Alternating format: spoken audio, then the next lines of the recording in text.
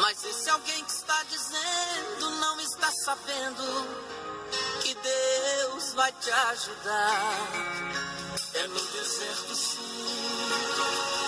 Descobri que os maiores milagres acontecem no deserto, sim.